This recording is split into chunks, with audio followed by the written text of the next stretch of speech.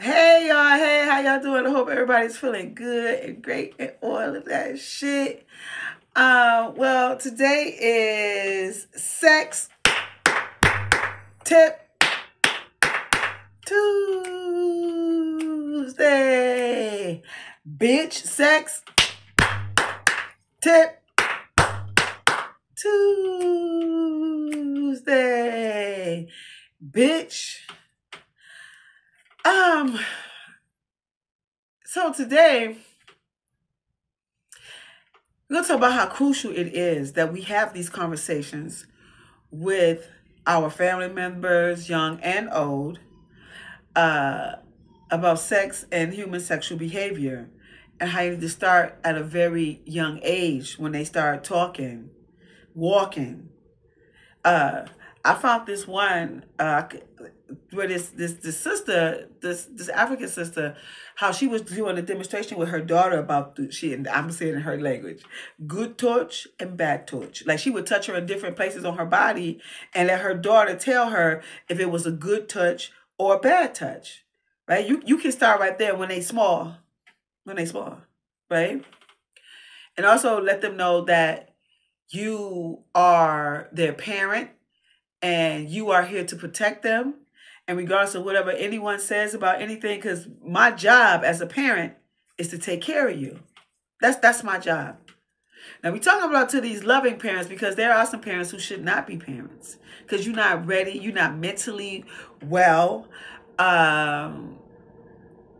You're probably not spiritually well, financially well, or you just know that your ass should be having no motherfucking kids. But you the type of motherfuckers who always got that dick out and that pussy wide open and having fucking children. But this story right here I want to share with you, which I got from Trapping Anonymous, which is a great podcast. And this girl right here just really, really like touched my heart because it was heartbreaking. But let me give you all a little snippet of what her situation was. Six by a family member, who's a cousin. It didn't go as far as like, in a scary way because my mom walked in and she ended up catching him. But when I was brought to my caregiver, which is my legal guardian, which is not my mom, it's my grandmother. Instead of her asking questions and wanting to, get insight on what happened to me or what was going on, I was blamed and also whooped. And the more she kept asking me what's going on, I told her the truth. But she kept whipping me, and I just, I felt like I guess I had to lie and say nothing was happening. Right. So. And this was a cousin. Yes. Was this the first time he tried to do anything with you? That was the first time that he tried to do something. That was the first time. Yeah. Lay like on top of me, like his whole body weight on top of me, and just thrust until he left his semen. Yeah. And on me. Okay. So it was more so just like, it was more so the arousal part for him and the release. Right. So there was no penetration. It's more so just molestation. Right. It's like sexual misconduct. Right. With a child. How old is he? He was 17. 17, and you were 10. I was 10 and a half, yes. 10 and a half. And so that happened after my 11th birthday.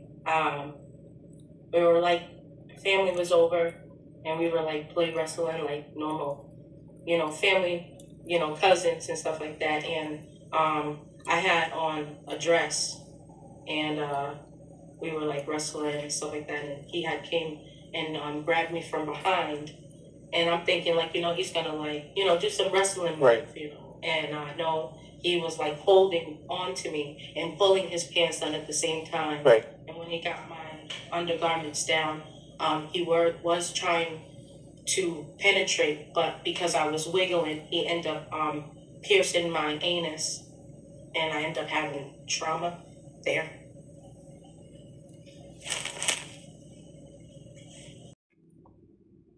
Abortion. Still? Yeah, so it was going to be a procedure where they used the same method that they use for like lethal injection. So they were going to take a needle and they were going to put me in like use the ultrasound and find the heart and just penetrate the heart with the needle, and it stops the heart, and then I just give birth to a stillborn. Now you can go because I think the video it's like an hour and something, maybe 50 something minutes. Like I would suggest everybody go and watch it. You can tell, well, I could tell that she's a super sweet person. She is still very childlike. Although I believe that she's in her 30s now, and she has 4 children by 4 different baby daddies. But then, under the circumstances of what she went through, right? The girl was sexually assaulted. She was raped by a family member. Y'all see what she said you heard what she said when she was 10 and a half or something. When this 17-year-old cousin was doing what he did to her. And she said that they was play wrestling, and he would, she had to wiggle, and he like tore her anus to where she said that she wasn't able to have a bowel movement. She's 10 years old with a 17-year-old who's doing it, and God knows what happened to the 17-year-old. Or maybe nothing. Maybe he was watching porn. Like, I mean, we can speculate all we want, but let's just say he was watching porn and didn't know where to place these emotions and these feelings. That's why it is crucial that you have conversations with your children about sex and human sexual behavior. So as you watch, I will have the link in the description. Like I said, that she did have 4 children. Well, one from her being raped, and the other 3 by men. Through I'm assuming through a consensual relationship, and like it's just really heartbreaking.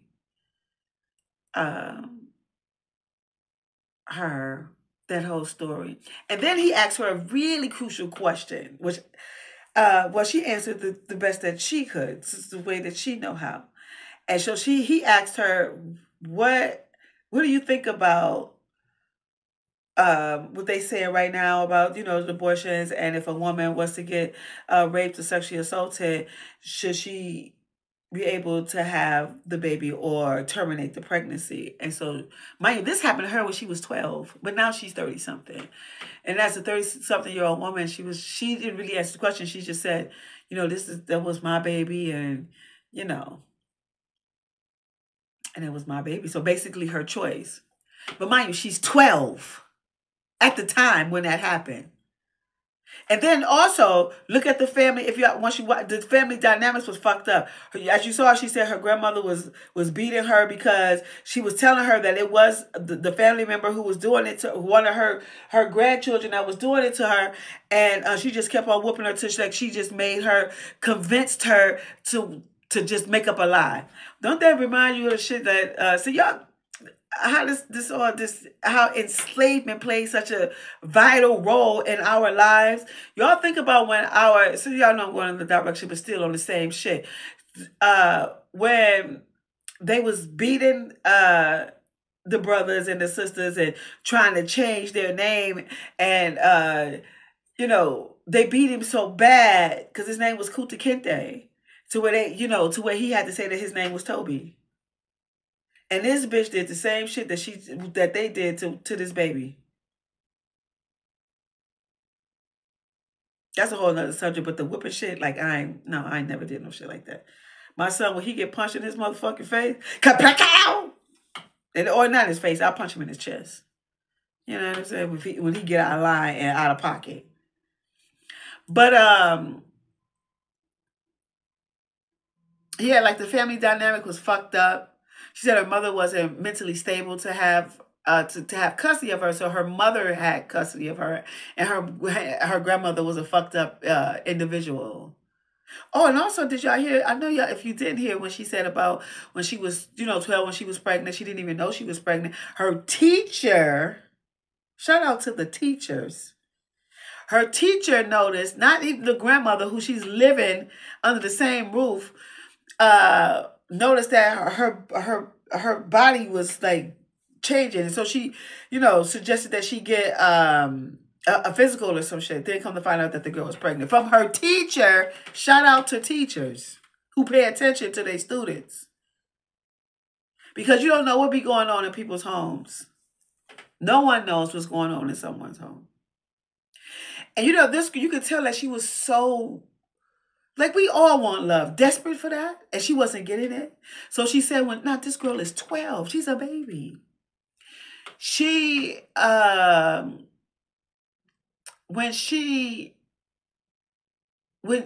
she was about to have the baby, or after the baby, before the baby or after the baby, I can't remember, but was the baby shower. You just saw her face light up. And she also said that, it showed that somebody cared, because nobody really showed no care for her. Clearly her grandmother was like a crazy ass bitch, and clearly you I don't know where the fuck your mind is at, to where you don't think that this type of shit can happen. Or maybe it happened, who knows? Like, maybe it happened to her and she tried, I don't know. You know what I'm saying? But still, like, she was a fucked up ass individual. But you can tell, like, she was happy that she got this love from a community of people who cared about her. And then she also said that, like, you can tell, like, she was in need for love. We all need love, people. When she had her baby, like, she was just so happy just to have a baby. You know what I'm saying? For something to love, to something that was hers, and that she could show some love to, and that baby would give the love back. You know what my question is? I wonder. I mean, it didn't go into that. I guess you can speculate that she could have told her son, but I don't know. But I wanted to know if she ever talked to her son about that, and also, how does she go about talking to her children about sex and human sexual behavior? When something like that happens to anyone, like, there's nothing to be ashamed of. You know what I'm saying? It's not your fault. It's just some real evil, nasty, wicked motherfuckers in the world. For real, for real. And we all are sexual beings. Let's just give this young dude the benefit of the doubt. Say that he was watching porn and didn't know where to place that.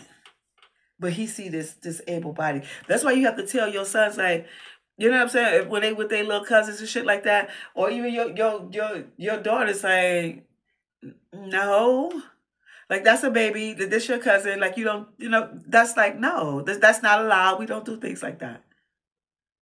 Masturbation is cool. And also, we got to tell daughters that masturbation is cool. I know that's a hard conversation for some people to have with their, especially in the Black community, because we don't even really talk about that shit, especially masturbation. I done talked to grown-ass women who said they ain't masturbated. That they ain't never masturbated. I'm like, you ain't play with that pussy? Girl, you gotta play with that pussy. Yes, honey. Like, I just wanted to shed some light on that, and I hope y'all go back and watch the entire podcast, because it was very, very interesting, like, and heartbreaking. But she still, she came out that motherfucker like, just, you could tell that she's a nice, kind person. And through the screen, I just wanted to give this young lady a hug, like a nice big old hug. The cousin. But y'all go watch it. But yeah, so I just wanted to share some light on that, and how this shit can happen, like, within your family, and also how some family members act like, or try to beat the shit out of the kid, like, or try to act like the shit, pretend like the shit didn't happen. Let me tell y'all a quick little story about my mama. My mother has shared the story with me. My mother has transitioned because she's with me right now. Shout out, hey, Ma. She has shared this story with me about my grandma. You look, people don't know. My grandmother had a lot of children, like a lot of grandmothers back in the day, right? And I think she had like 13 something, whatever, kids. And so my mother she had an older brother and she was the oldest sister out of like the 10 that was there. Because my grandmother had some other children that two of them she gave away, and one of them I guess she must have had, yeah, she gave them away. I remember one time my mother told me that her mother was pregnant, and so she left and she came back, and my mama was like, "Where the baby at?" I don't know how old she was when she said it, when this happened, but she must have been pretty young. And her mother was like, you ain't, there was no baby. Like, your stomach was big. You know what I'm saying? But this is what the Jedi shit that my grandmother played with my mother. And then come to find out years later, like that my grandmother, because they was doing that too, giving the children up. She gave her up to a black family, and then when my mother got older, like she just didn't accept this lady as her daughter, her sister. Let me not say my aunt as her. Although we never met her, and she passed, and her family was her immediate family was mad at my grandma because she gave her away, and you know, we didn't get a chance to like meet her. Like it's a bunch of bullshit, man. It's a bunch of bullshit. Another time my mother shared the story with me. This is one of my grandmother's mans in them, because she had she had quite a few baby daddies. Hey. So I don't know if this was a baby daddy or not, but it was one of my grandmother's mans. And why my grandmother man was trying to fuck my auntie. My mother's little sister. She's the older sister. My mom says like she protected her, you know what I'm saying, and all that, and you know, however she had to protect her as a young, I don't know how young she was, but she was a young woman, you know what I'm saying, or maybe like 19, 18, some shit like that, a young woman, and you know, stopped that man from trying to sexually assault my auntie. My mother said she see him around, and why this motherfucker pulled the gun on my mama.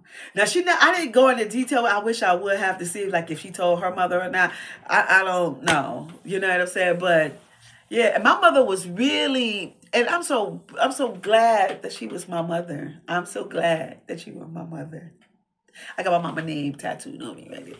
Although we had our trials and tribulations, believe that shit. Ain't no if, no and. With anybody that you gonna have your trials and tribulations with. But I remember one time we was all at the house. We was at my mother's house. I'm grown. We all grown. We got her grandchildren around. You know what I'm saying? We all at my mama's house. And my uncle was there, her brother. And so we about to get ready to go to bed. My mama was like, okay, it's time for you to go. Put his ass out. You know what I'm saying? Like, she was like, okay, it's time for you to go. You know what I'm saying? Told her brother bye and locked the door. My mother used to always tell me too, when we was young, like, you don't let nobody in this house when I ain't home.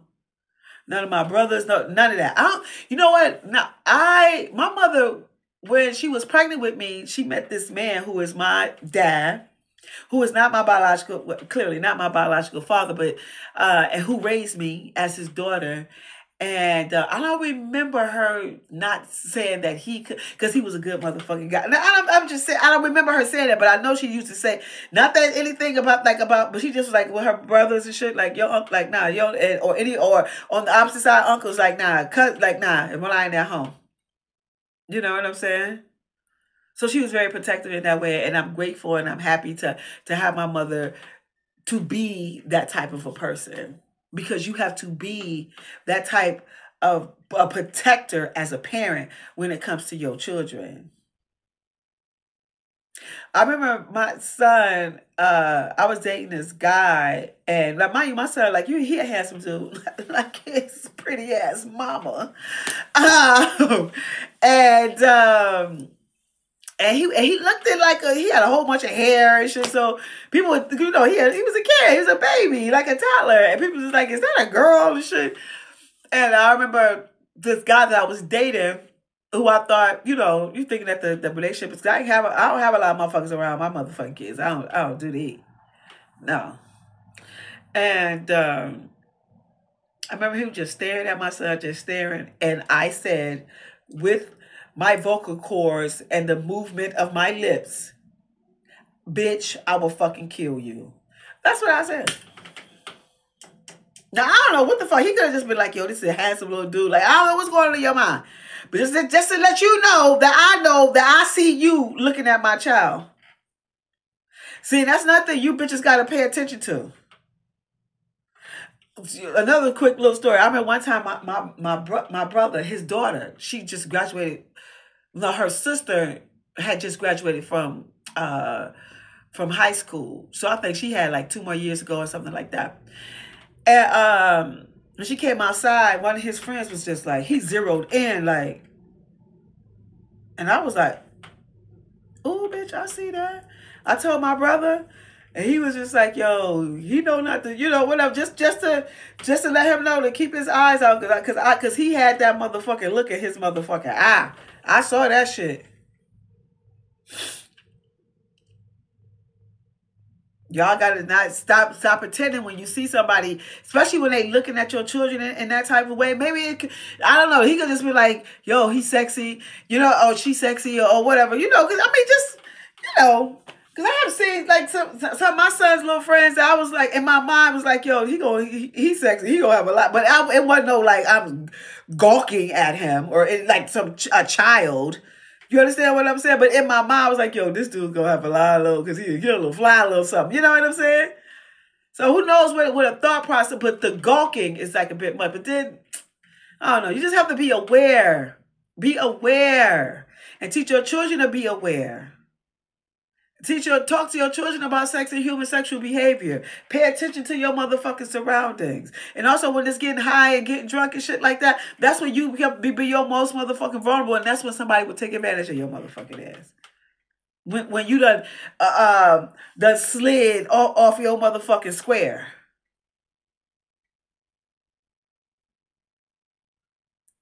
It's vital that we have these conversations. Now, and also about money and all types of spirituality, all that. Mental, emotional, all of those things.